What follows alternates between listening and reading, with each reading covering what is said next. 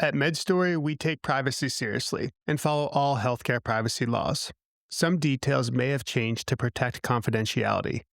The views expressed are solely of the individual speaking and do not represent the views of their employer.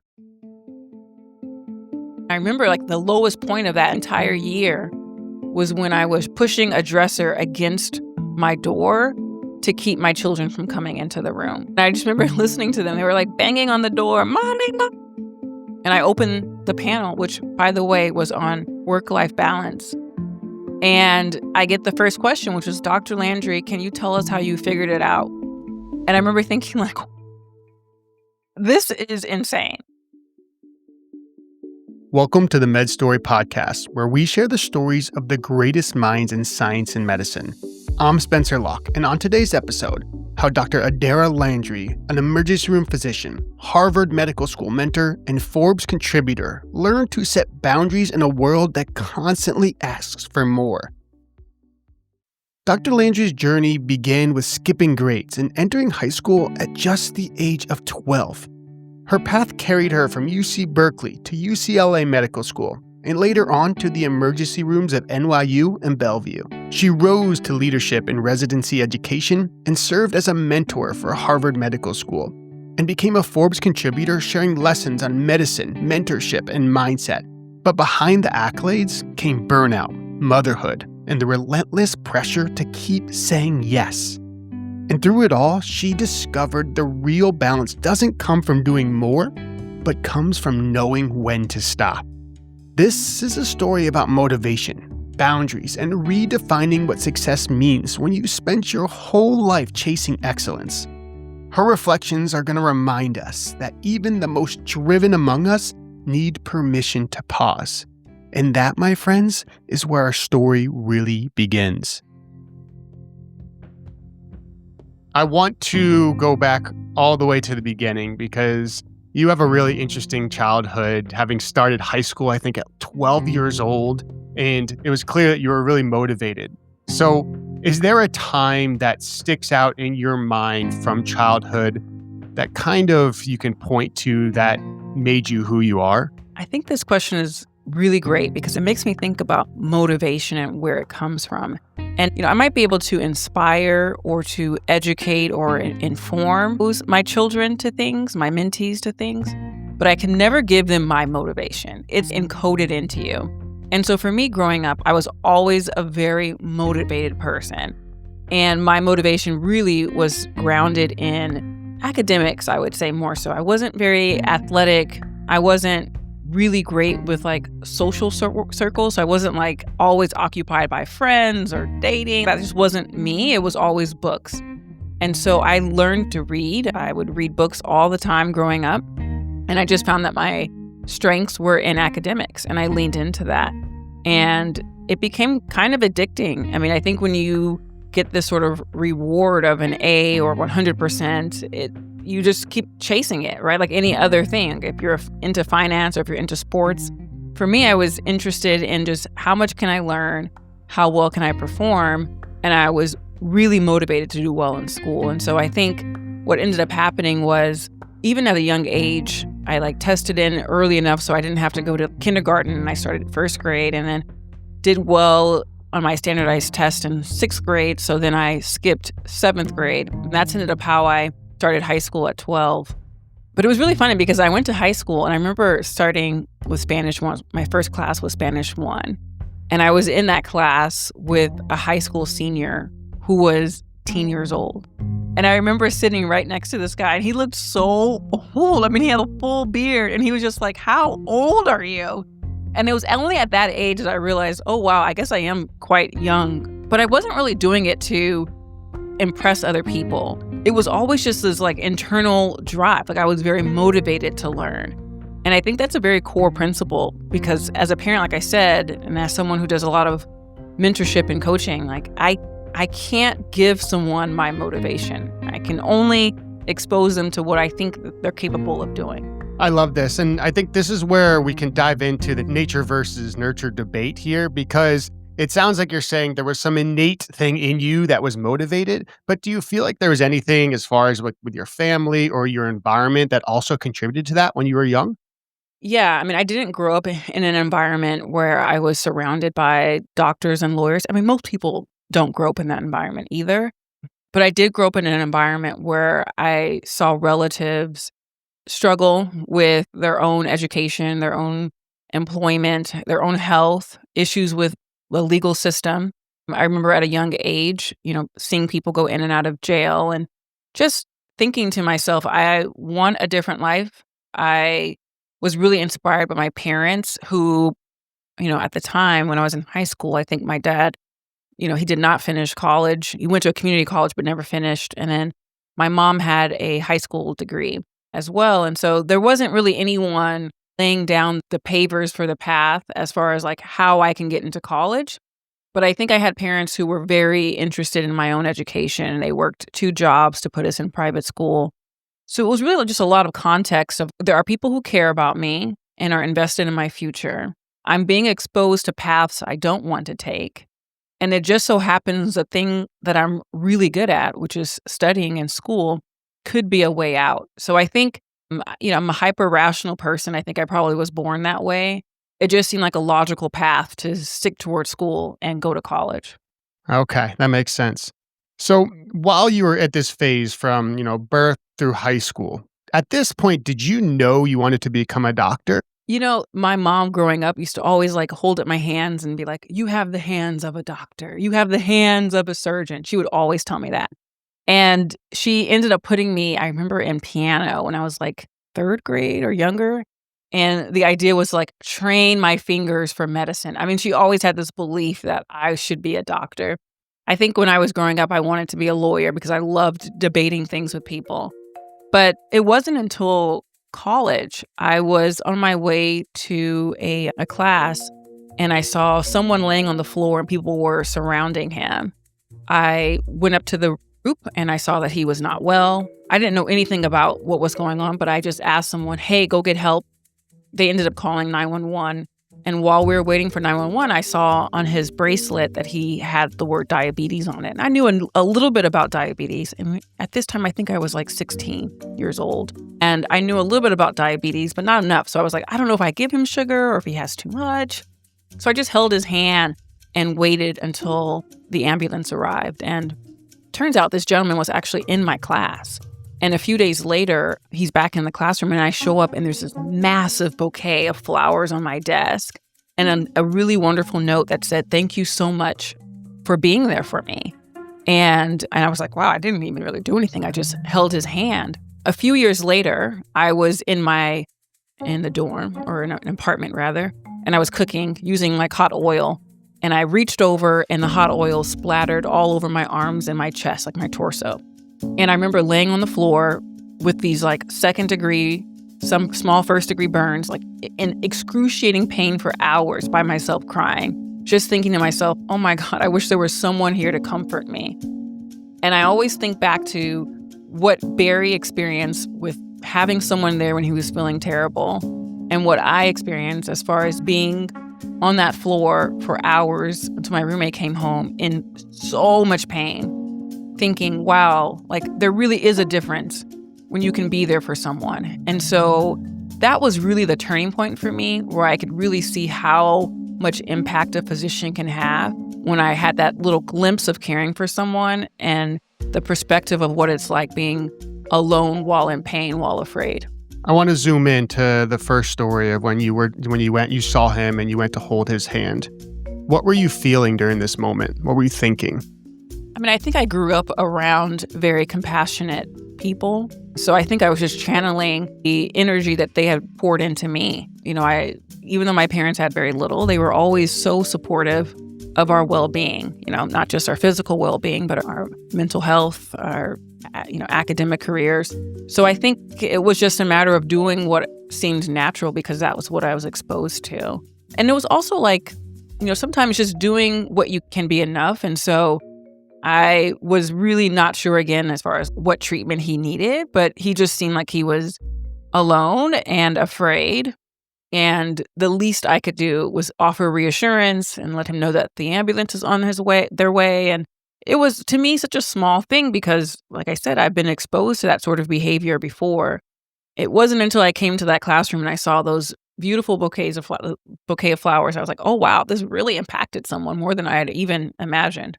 It's really incredible how you were able to have these experiences on kind of both sides from the what it could potentially be like to be the provider, but also to be the patient. And I think it's so important to have that duality of experience because it's really only going to lead you to becoming a better clinician. And so you have these experiences and you say, you know what? Maybe I do want to become a doctor. And so what was that process? You went and you applied for medical school. Was getting in pretty easy? Tell me about that. I think back to how I really offer to support a lot of students who are pre-med and how I give as much advice as I possibly can. And I contrast that to how little input and guidance I had because as much as my parents supported my ambitions, like they were not able to tell me about how to study for the MCAT or which schools to apply to. So from that standpoint, my parents were my biggest mentors at the time, and they were unable to really guide me. And, mentorship wasn't really a word I ever heard at home. Like my parents never said at the dinner table, who are you reaching out to? Who are you networking with? And so when I got to college, there wasn't any drive that I had as far as reaching out for a support system. So I was actually quite lost when it came to applying to medical school. I took a year off after I graduated from Berkeley, and I worked at a grocery store. And I think that's like the best testament to like how little clarity I had as far as what my options were and what I could achieve with a degree from University of California, Berkeley. I was like, let me just work at a grocery store, make some money, and then I'll go to, apply to medical school and go to medical school. I wasn't thinking at all about, should I go be a scribe? Should I go do Doctors Without Borders? There was no clarity. If I had known those were possible, I'm sure I would have been motivated to apply, but I just didn't know. And so I applied to medical school. I did get in on my first round to a few schools, and I ended up choosing UCLA, which was really an amazing experience. I loved it. I think I still struggled for a few years to find mentorship in medical school. It wasn't until I would say my senior year, my fourth year of medical school, where I really found someone who I think was truly invested in my well-being. So let's dive into this. First, tell me, during medical school, is there a really challenging time that sticks out to you where you're like, wow, this is really hard? I think I had a really good friend network. So I think when times were hard, I was able to really find that support system and validation. And I think we were all sort of in it together. So I think overall medical school, I think points in the positive direction. I think when I think back to the hardest moments of medical school, there were two. The first was that when I joined medical school, I, again, just was like impulsive as far as what I should do. I didn't actually seek out guidance. I just assumed I should do research. So I joined a research lab, and I'm very grateful for the PI who welcomed me. But for 2 years, I was doing research that I really wasn't interested in. And it was very clear because I wasn't actively thinking about it when I wasn't in the lab. I was just like doing the bare minimum. And I think I didn't listen to myself as far as it's time to step out. And I should have done that much earlier. So when I think back to that time, I think back to how much we can carry dead weight on our plates, thinking that it will turn into gold or something amazing, when we really should just fail fast and let it go. So that was the first thing. The second was that there were a few rotations in the clinical setting where I think I was mistreated. And you could even argue it was actually just one rotation, but it happened a few times, I should say. And I didn't know at the time that there is a boundary as far as how much I should be pushed. Like, I want people to challenge me. I want people to hold me accountable. But I didn't really understand where it became unprofessional and when I should advocate for myself.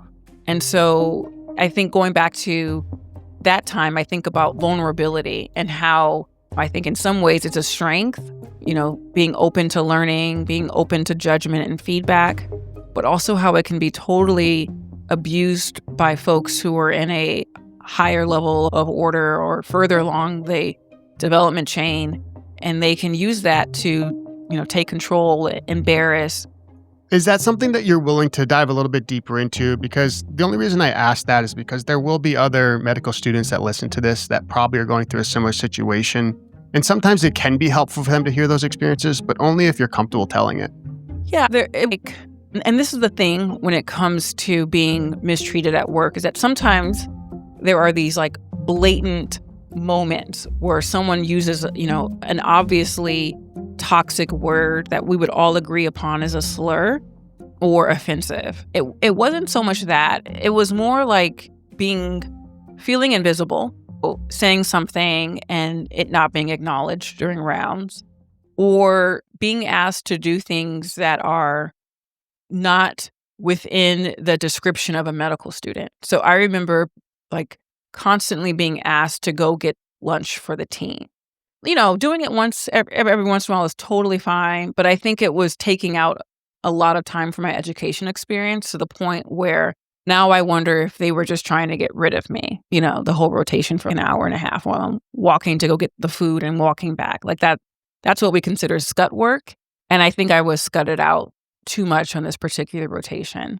And then I think there were, comments or moments where if I said something that I thought was correct and maybe someone else had misspoken, there were sighs or eyes being, eyes rolling, and just, it's not like a blatant thing always. And that's how you can sort of start to gaslight yourself or doubt yourself, because you're like, am I making this? Like, you're so tired, you're so overworked, and you're like, am I making this up? Is it me? Am I the problem?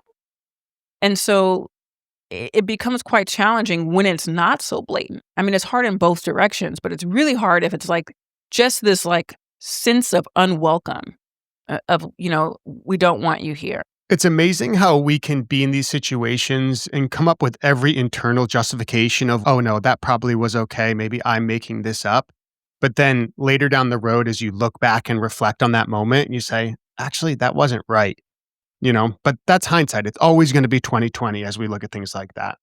And I appreciate you sharing that. So as you then moved on, you said you found a mentor in your senior year or the fourth year of medical school. Can you tell me about that mentor a little bit and how they helped you? Well, I think when I think back to medical school, I certainly had a lot of faculty who were really nice. It wasn't like I was walking around and everyone was being mean or anything like that. I had a lot of really wonderful faculty who were incredibly kind. I would say the vast majority, 99%. This was someone who just went beyond that. It wasn't like just pleasantries and let me do what's expected of me. It was just moving beyond. So when I did my rotation in emergency medicine, there was a woman there by the name of Dr. Uche Blackstock. She's wonderful. And she was a Black woman. And when I went to the shift on the first day, I saw her. She was wearing this white coat and was leading the team. And I introduced myself as a medical student. And she just said, if you want to come here for residency, you let me know and I'm going to help you this month. And so that's the difference between sort of existing or a soft welcome to being like, I'm going to actively support you and engage with you. And I hadn't known that's what mentorship could look like. And so I think that's why it's such a meaningful point in my career, was because it was the first time, and I've had many times since, but it was the first time that I really was able to see the difference between sort of being passively supported, passively welcomed, to just really being actively sponsored and mentored. And so for that month, she met with me and helped me with my presentations and everything like that. And then, I ultimately matched at NYU, thanks to her and a few other people who were key to me that month. When I matched, a few days after the results came out, she emailed me and said, "Hey, Adaira, I just want you to know that you're my mentee for residency. I specifically requested you." And that was the first time anyone had ever done that, actively sought me out and actively said, I want this person. And so it was such a meaningful moment, because I remember in medical school, watching my peers talk about their mentors and how their mentors taking them to dinner and how their mentors, going to a conference with them. And I was like, wow, I had none of that.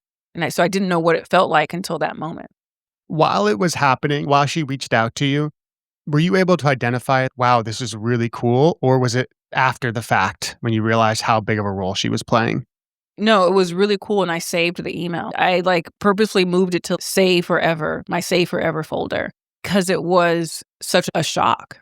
I think I appreciate it even more now, but I certainly recognized it then. Amazing. Okay, so then you go on really quickly. Just help me. So, how old were you when you graduated high school? I'm 16. 16. Okay. And then undergrad, how old were you? 16 to 20. Okay. And then so med school, you were 24, 20, 25? when I graduated, I was 25. 25. And what was the average age group of your peers? It actually varied because I took a year off. So I thought I was not so much younger. So I would say average when we were graduating is 26, 27. So I was a little bit younger, but it wasn't crazy young. For sure. Okay. And so then you graduate and you get your residency at NYU, you said, right? Correct. And so you get into emergency medicine. Is that something you always knew you wanted to get into? I think, yes. I mean, it's sort of, I was open in medical school. I considered everything. I thought about psychiatry because I love, the mind and how the mind can just totally change the way we perceive the world and how we behave within it. Unlike any other organ, right? The liver doesn't really change how it's to a certain extent it does, but it doesn't really change how we see the world, right? And how the world treats us. And so I just thought it was very fascinating. And I love to be there when someone was in this point of crises with their mental health. I still remember my first patient who was having a mental health crisis. And so it was very impactful for me. But I think the issue was that I really wanted to learn more about the management of the entire human body when it was in crisis. And so that's why I think emergency medicine made more sense, because you can really see when each organ system is at its work. Is there any moments that stick out during that residency that really transformed the way that you go about treating patients or even your mentors or your peers?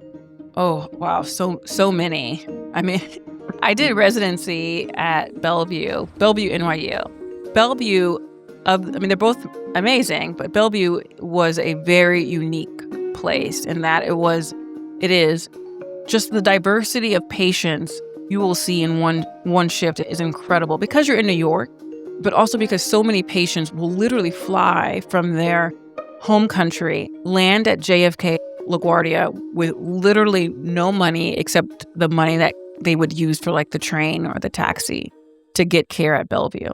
And so you would get patients who were struggling financially or at the brink of collapse because they had medical problems that were just neglected. And they relied on us so much that it was a blessing and an honor to care for them. I really enjoyed working there.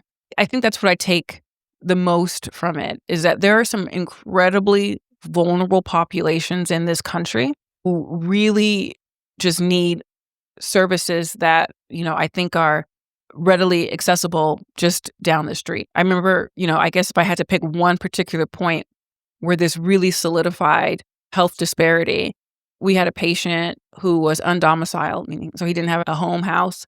And he was at that time, I think, in a shelter and came in with a neurologic emergency. We were suspicious of one, wanted to get an MRI, but we were unable to get an MRI. I don't remember the exact reason why, but we were unable to get an MRI at Bellevue. So we literally put him in a wheelchair and pushed him 6 blocks up to NYU. We registered him at NYU. He got his MRI there, and then he came back to Bellevue. And I can't think of any way that would be possible. I mean, at most hospital centers now, right? But at that time, that really showed me you can't get something here, but I can get it 6 blocks up. And it was just incredible as far as just the resources. I think from a physician standpoint, I don't think there was much difference there, but it was more equipment and sort of testing that was very different. I think that most of the people listening to this will appreciate actually how crazy of a story that is, because it's really challenging to do those transfers and for you to just be no, we need to get him there so that he can get the care that he needs. It takes out of your workday and it can put you at some risk as well. You want to make sure that you're doing it safely and protecting yourself and your license. So, I have so much kudos to you for that. Now, as you continue to work in emergency medicine, did you then pursue a career full-time in that? Or tell me about the progression of your career from there? So I ended up doing a fellowship in ultrasound. So we use ultrasound a lot in the emergency department to check for all sorts of issues with, the lungs, the heart, the belly. And so it's a really amazing diagnostic tool. And I wanted to be more comfortable using it. And so I did a 2-year fellowship learning ultrasound. And while doing that, I ended up getting a master's in education. And this was a general master's in education, like the kind high school principals have and teachers have, versus a master's in medical education. And I did that because I've always dreamed of what else can I do with my MD besides clinical care. And so I thought a master's in education would be more applicable if I ever decided to transition out of clinical medicine, academic medicine.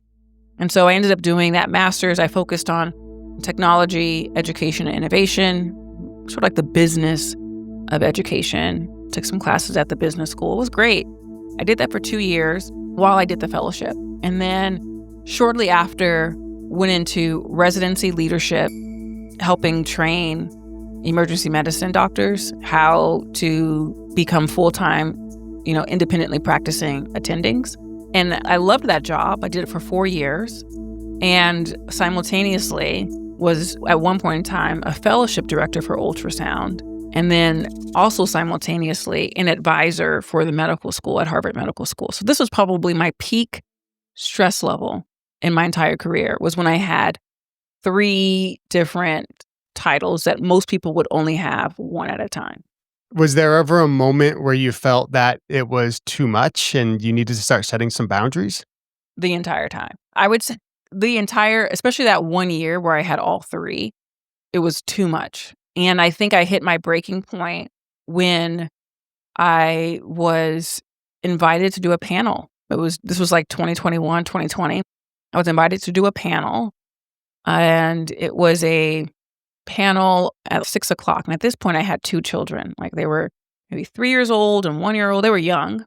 And, I don't know if you have children, but children love bedtime rituals. Like, they love to do the same thing every night. And if you add anything to the ritual, it sticks. Like, they have to do it now every single time. So my kids from 6 to 7, it was like dinner, bedtime ritual. And so for some reason, I got this invitation to join a panel, and it was like a 6:00 panel. And I said to myself, yeah, I'll make it work. And I felt like I needed to say yes because I'm in academics. I felt like I needed to be productive. I needed to be a good citizen to my community and help out. But the night of the event, it was literally a disaster. I mean, my children were so young, and they were trying to a lot of these Boston houses don't have locks. So they're trying to break into the room. And I remember the lowest point of that entire period, the entire year, was when I was pushing a dresser against my door to keep my children from coming into the room so that I could do the panel.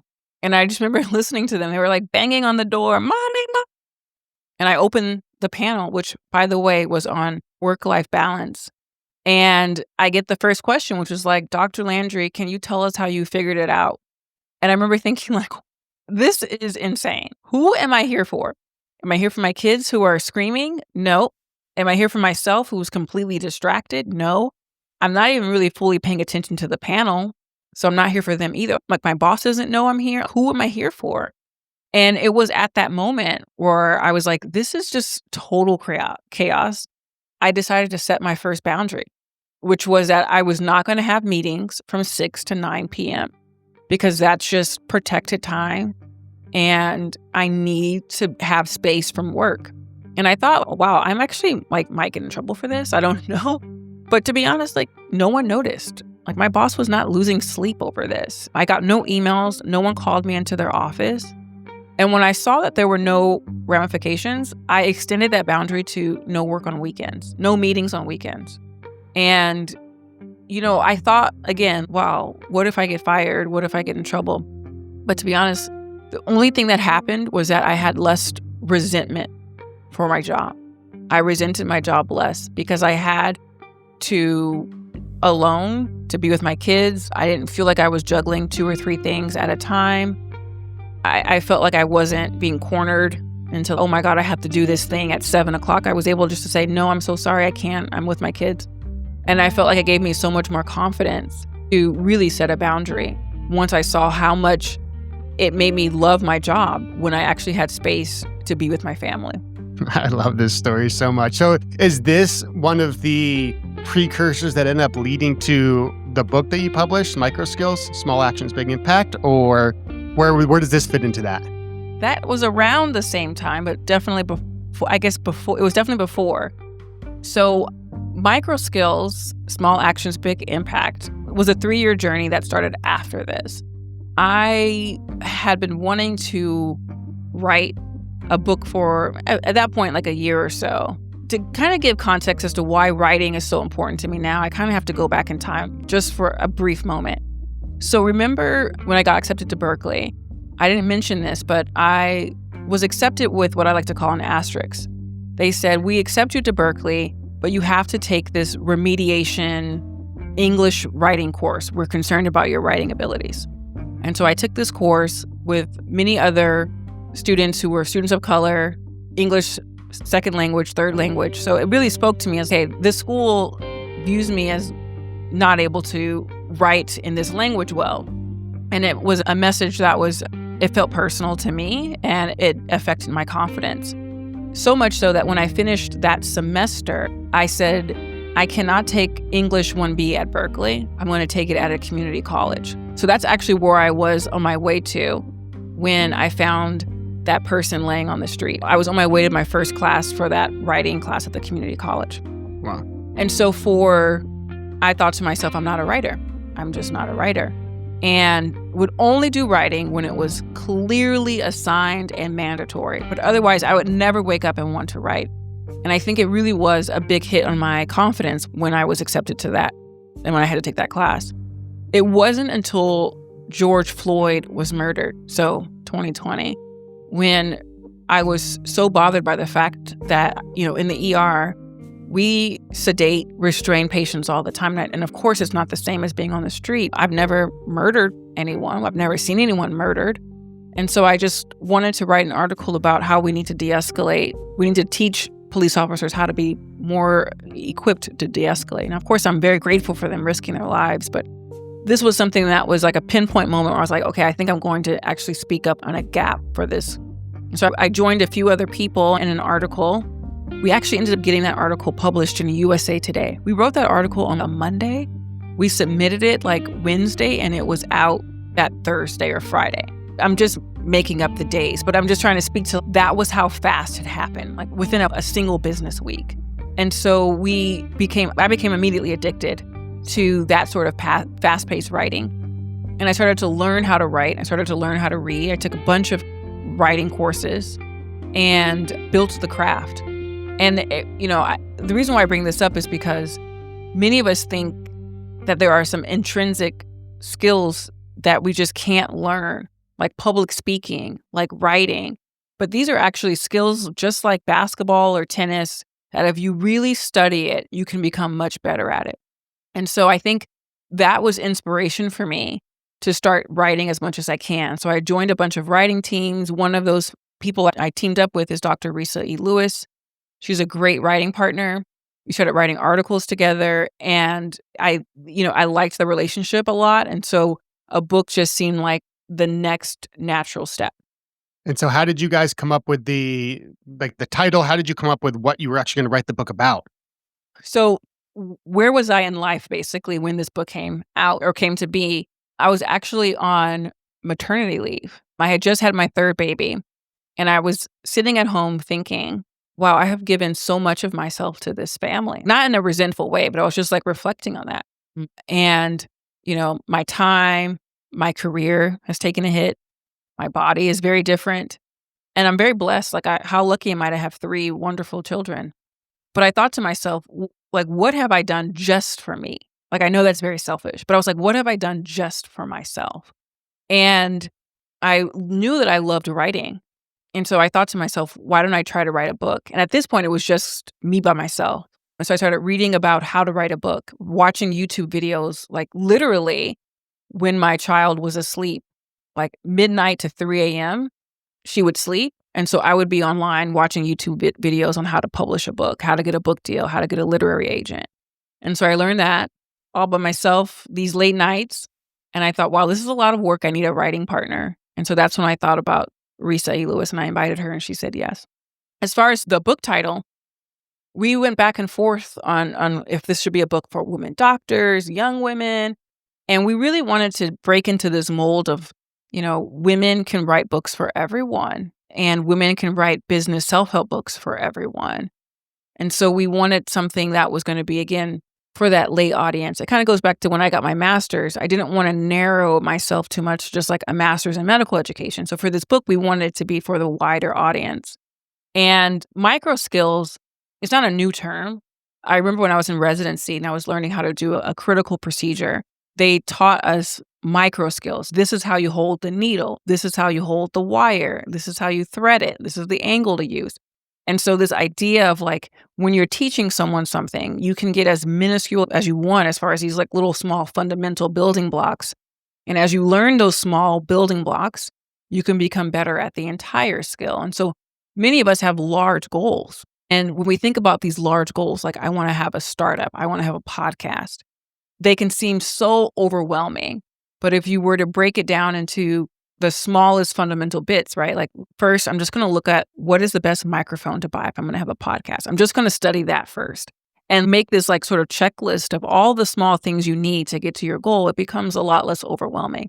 And so we wanted to play into that. And that's why we did micro skills, small actions, but big impact. Was there any unexpected things that you learned about yourself during this process of writing this book? I had no idea. Let me just say this. I was learning how to write while writing my first book. I had abandoned all curiosity about writing after that incident when I was in my freshman year of college, right? Getting accepted with that asterisk. I was like, okay, I'm not a writer. I'm just going to do the bare minimum. But I wasn't ever working on it as a craft. And so, George Floyd died in September 2020, or in 2020. I started writing this book in 2021. So there was like less than 12-month difference between when I started to be interested in writing and when I said, let me write a book. So I think the hardest part was just learning how to be clear with words, thinking about clarity as the gold standard for good writing, like short, brief sentences, short, brief explanations was very new to me and challenging. And so I think I grew the most there with learning how to assess if like a single word choice or sentence or paragraph order, like how does that affect clarity of my overall message? Is there anything that you learned from that process of writing the book and producing it that you may apply to potentially a next book? Well, I'm working on my next book right now. Actually, the first draft is done. I think if I had to make it even more general as far as what I learned from that book, I would say one thing that helped the most is diving into niche communities. Like I had no idea the power of being in a community that is full of people who have similar goals, similar interests, similar mindsets, ambitions. Like when I started writing the book, I joined a lot of writing groups, women writers, business self-help writers, first-time writers, just to learn from people and not do it myself. I know there's probably lots of podcast communities or people who talk about podcasting. And so I think that was incredibly helpful for me, was just trying to absorb as much as I can as far as the craft. And so I would say communities of practice were one big thing that I did. And then the second thing was I took writing courses too. And then I also bought books on how to write. But I really focused a lot more on the craft of writing versus actually even the message we are trying to say, because you have to have it be clear first. Now, I think I feel much more confident in my writing skills. I'm less worried about that I'm really honing in message, data, statistics, that sort of thing. So I feel like that's a next level step for me. But I would say I think what carried over was learning how to write clearly. And then I think what I'm working on that's new is just really making sure that the message is very unique and specific to me. Yeah, I agree 100%. I think something that I'm really passionate about is figuring out taking all that data and saying, what's the story that it tells? So for you, with this next book that you're coming up with, Can you talk about kind of what you're hoping people to get out of it? This book is on boundaries. I'm sure you're wondering why I would write about boundaries. This book is about boundaries. And I think I wanted to write something that helps the motivated individual still feel a sense of self-compassion. And so I talk a lot about how you can be successful and kind to yourself. That's my overall message.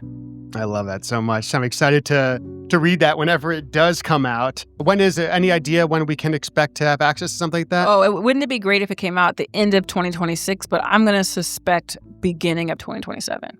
All right. Well, we'll probably end up doing another podcast before then to get an update on that. But before we go, I want to get a few words of advice from you based on your experience. So first off, you've mentored now probably hundreds of residents or medical students. Do you feel like there's anything that they're really struggling with now that really needs to be improved? I was listening to this amazing podcast by Emma Green, who is this British entrepreneur, and she was interviewing a therapist. I'm sorry, I don't have her name memorized, and they talked a lot about trauma. And I think one of the things that stood out to me is that she said a lot of people mistake stress for trauma or to do better for trauma. And I thought that was really interesting because I think we're in a place now where we're talking about well-being a lot, which is wonderful. And we're talking about making sure that people are compassionate towards each other and supporting the whole person in the workplace or in the educational system. And I also recognize that there is a challenge with pushing people to do better. Such a fine line between how you can give feedback and hold someone accountable without making them feel like they are being attacked or creating trauma. And so I think that was just such a really interesting thing for me to think about on both sides. Like, how have I thought that I was traumatized when really it was just me not being able to cope with the stress? I really recommend everyone listen to that episode because she talks a lot of just about understanding that some parts of life are really hard and we need to work towards being more resilient and building up our resilience. I think my resilience probably took a hit after COVID. I mean, I think everyone, it affected us in so many different ways as far as our stress and how much it did traumatize many people. And so I think that was something that I think I'm trying to better understand as someone who is here to support, Gen Zers, for instance, and also want them to get better is like, how do I reconcile the difference between pushing someone and allowing them to welcome that stress? But as the resident themselves, what can they do? Because I hear you, it's the people that are giving the feedback and putting them into the culture. But what about the resident themselves or the medical student themselves? I think understanding that growth is actually quite challenging. Like for anything in life to get better, there's going to be a cost associated with it, right? Like even if you're trying to bake and you bake something and it doesn't work, you have to pay money for more ingredients or pay more time to try it again, right? There's always going to be a cost to growth. And so I think recognizing that growth is hard in every single way, but it doesn't necessarily mean that it's harmful, is really an important distinction for folks to understand that getting feedback, being told you need to do better, right? I'm thinking back to like when I was put in that remediation writing class, like I had a negative response to that versus, oh, wow, maybe I need to work on my writing and get better. And maybe I end up being a magnificent writer one day, right? I never had that thought. It was always like someone's judging me negatively. I'm being excluded. And so I think it's just this idea of thinking about the information we get from someone or someplace that actually is intended to make us grow and how we respond to that in a way where we're actually open to that growth. Yeah, absolutely. I love that so much. And finding a way to being open to that without burning yourself out. And that's going to come through those boundaries, right? All right. My last question for you. What is the one thing that you are most excited about in medicine moving forward? Well, I'm very happy that Pitt won an Emmy last night, or multiple, I think. So that's exciting. I think I'm really excited to see how AI actually does help us. I know there's a lot of fear and nervousness that AI is going to replace our jobs. I'm not actually afraid that it's going to fully replace the role of a doctor. I think there will be some things that will be less critical because they weren't critical even before AI. And we were just the ones responsible for doing it. But I think I'm excited to see how burnout is shaped by the inclusion of artificial intelligence on physicians. I agree. It's actually probably the number one thing I'm excited about as well. That's really cool. Dr. Landry, if someone is listening to this and they want to learn more about you, follow your journey, where's the best place that they could go? My website is dradairalandrymd.com, and you can just reach out to me there. But I'm also on all the socials, so Instagram and LinkedIn. You can reach out to me there, and I usually post updates here and there. I'm not like always on, but you can certainly reach me there. Okay, amazing. We'll make sure to put those in the show notes. But hey, I so appreciate you taking the time. It's so cool to see how your career has evolved and all the positive impact that you're making. So thank you so much. Thank you for having me. Thanks for listening to the MedStory podcast, where we share the stories of the greatest minds in science and medicine. I'm your host, Spencer Locke, with a special thanks to our executive producer, Shaina May. Our music comes from Blue Dot Sessions and the Descript Audio Library. The MedStory podcast is made possible by MedStory Studios and listeners like you. So if you'd like to support us, please leave a review. It means more than you know.